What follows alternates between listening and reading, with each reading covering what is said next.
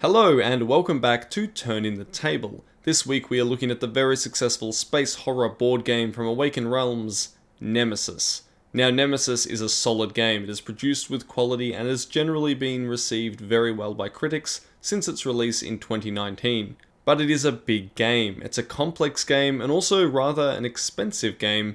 So in this review we will ask the all-important question, is this game for you? Nemesis supports 1 to 5 players. In my experience, this runs for about 30 minutes per player, provided that someone knows the rules. This game is semi-cooperative. Players are given objectives that are different and kept secret, and some of these objectives are mutually exclusive, which will bring players into conflict with one another. There is also a solo and pure co-op mode you can use, which has everyone working together with the same set of objectives if you prefer that experience. So let's look at the mechanics. This is going to be an overview, not a how to play guide, just a rundown on the basic principles and what to expect. You'll also notice that the miniatures in this video are painted. They don't come like this, they start off as basic plastic. I just like mine to have a little bit more character. In Nemesis you control one of 6 characters: the scientist, soldier, engineer, scout, captain, or pilot. There is a draft system to determine which player takes which character, and you all start off in a central room on your ship, which is the game board. You each have individual objectives. These are kept secret, but it can be things like the ship must be destroyed, or player 3 must not survive, or go to a specific room and send a signal.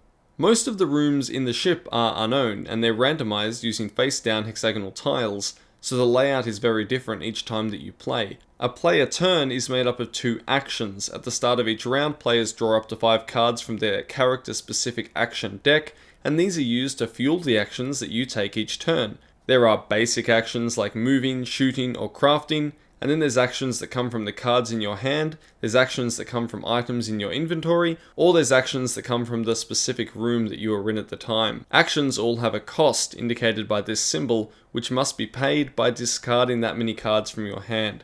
So if I wanted to take this basic repairs action, I would have to discard that card, and 2 more cards to satisfy the cost. Whereas if I wanted to take a move action, I would just have to discard any 1 card from my hand. Once a player has taken their 2 actions, the next player takes their 2 actions, and so on and so on. Once a player does not take both actions in their turn, or if they can't take 2 actions because they are out of cards in their hand, well then they have to pass. And once all players have passed, the phase will end, and the event phase will begin. In the event phase, a number of upkeep steps occur, such as fire damage, intruder attacks, but the main elements are drawing an event card which can greatly impact the game state, and then drawing a token from the intruder bag, which often leads to intruders appearing on the board. Another important element of the game is noise. When a player moves into an empty room, they need to make a noise roll, which may put a noise token in a corridor leading to that room. If a future noise roll requires you to put a token into a corridor where there already is a noise token, then an encounter will occur and an intruder will likely appear. Now Nemesis is absolutely chock-a-block full of mechanics, and to give you an idea of the depth and complexity here, I'll run through some of them really quickly. This is not intended to be a full explanation at all. Firstly, there's inventory management. You're able to loot items from rooms and then use those items to take special actions. When you explore a new room, an exploration token on top of each tile will reveal how many items are in that room, and also if the room has a condition such as being on fire, or malfunctioning, or covered in slime. Combat is also an important part of Nemesis. Players generally attack using their weapon, which has very limited ammo and replenishments are rare. Intruders attack using an intruder attack deck, which determines the type of hit that the players receive. Death and injury are of course real threats, and players can suffer light wounds which will eventually stack up and deal serious injuries, but these injuries can also be dealt directly by certain intruder attacks and effects. They debuff your character, and once you have 3 or more of these serious injuries, any more damage will be lethal. A second concern is contamination. Some attacks fill your action card deck with useless contamination cards. What's worse is that some of these cards can be infected, and the game's effects may cause you to scan them, revealing the infection, and then you have to place a lava miniature on your character sheet, and well, you know how this goes, you have to get to the surgery room, or well, yeah, Nemesis has some pretty clear influences. The ship itself has a few mechanics too. It has a cockpit where you can check where the ship is going, and it's not always going where you want it to depending on your objective, so you can change this here as well. The ship's 3 engines can either be damaged or working, and this is randomized at the start, but you can check them and change them by visiting their respective rooms. If 2 of the engines are damaged, then the ship will explode at the end of the game, which has implications for both player survival and objectives. The escape pods start locked, and the rooms that grant you access to the escape pods are also randomized. There is so much going on in Nemesis. You have your objective, but you also have to survive.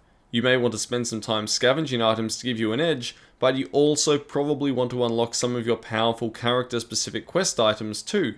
There'll be specific rooms that you'll have to find to achieve your goals, and then you have to plan your escape. But do you take an escape pod or return to the hibernation chamber? If you want to do that, you better make sure that the ship is in fact going to Earth and that 2 of the engines are working. You also need to manage noise so you don't draw out too many intruders, and maybe you want to take some intruder corpses or eggs to the laboratory so you can discover an intruder weakness to help you kill the intruders.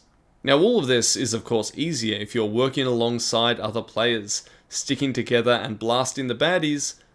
But what if their secret objective is in conflict with yours? What if they don't want to see you survive? Well, then you better be careful that they don't lock you in a room with an alien and leave you for dead.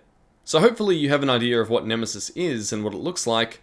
Now we're going to have a look at the components and the build quality. Nemesis is a high production value game, as it should be for the price. The box is very, very well packed. It's dense and it's heavy, but the inserts are wonderful and they hold everything firmly in its place. It also has room for sleeved cards, which is very nice, and the insert layout is so good that I can shake the box around and nothing will move. Then we have the miniatures. I generally like the miniatures from this developer. They are detailed and you get a lot of them in this box. You probably get more aliens than you need for all but the most crazy games of Nemesis that you'll play.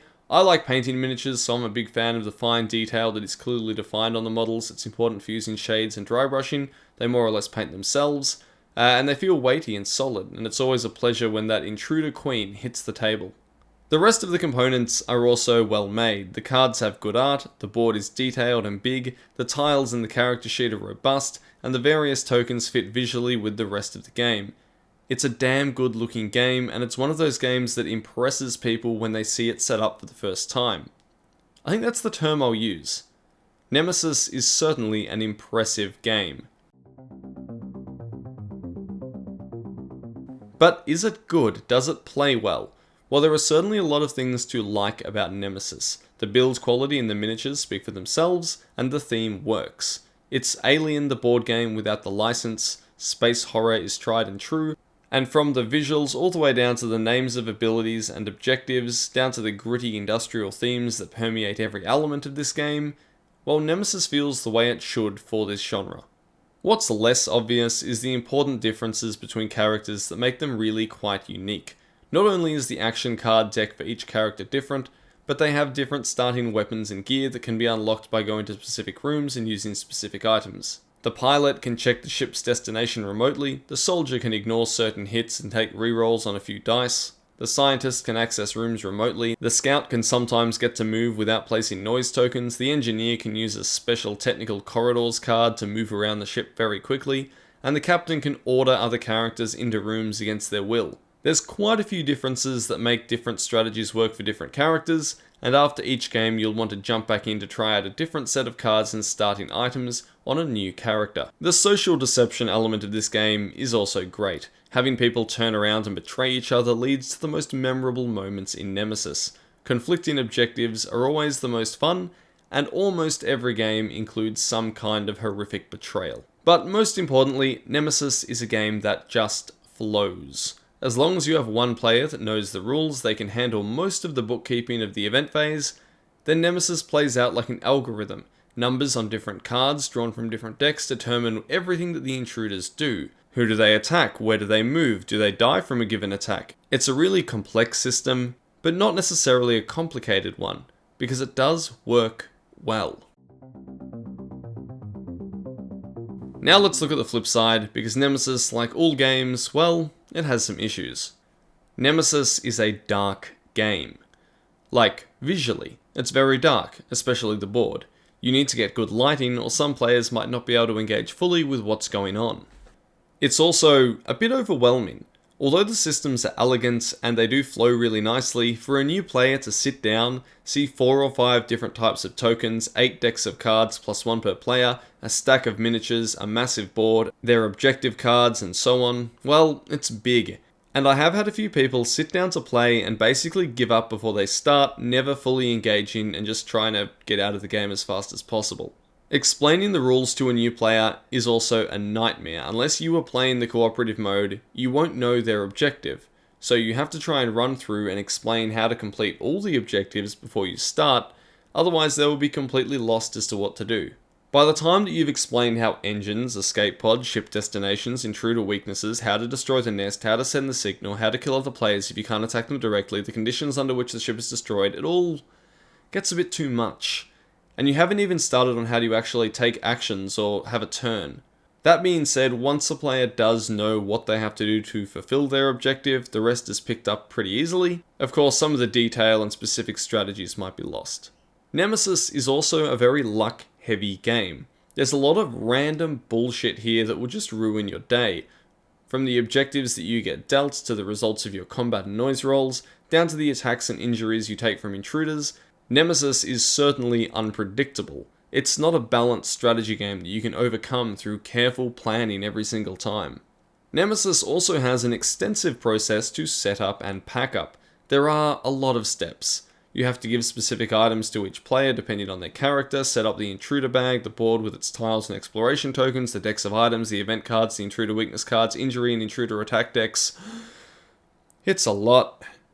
It's also really demanding on table space. As I said, Nemesis is an impressive game, but it can also be a little bit overwhelming.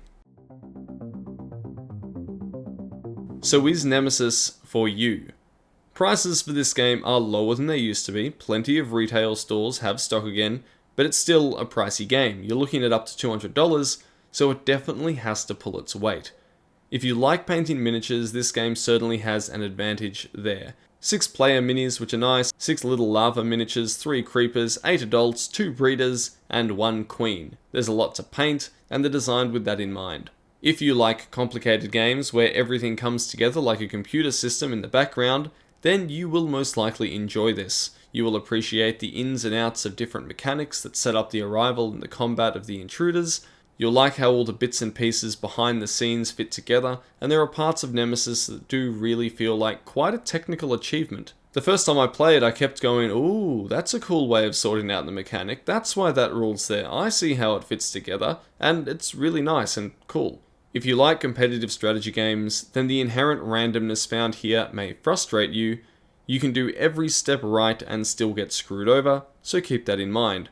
On the flip side, this predictability means that there is a lot of fun, because it's fun to see unpredictable stuff happen to your friends, and hopefully you can laugh at it when it happens to you.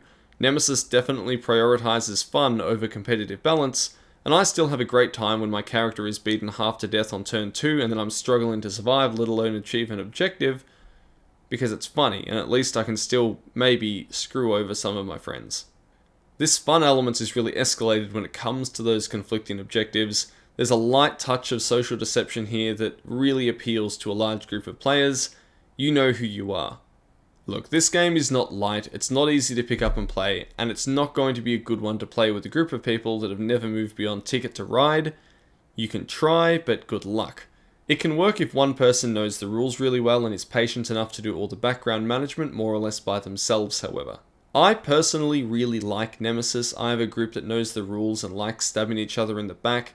So our games tend to go fast, everyone helps with setup and pack up and the bookkeeping in between the event phases, and this mitigates the most irritating elements.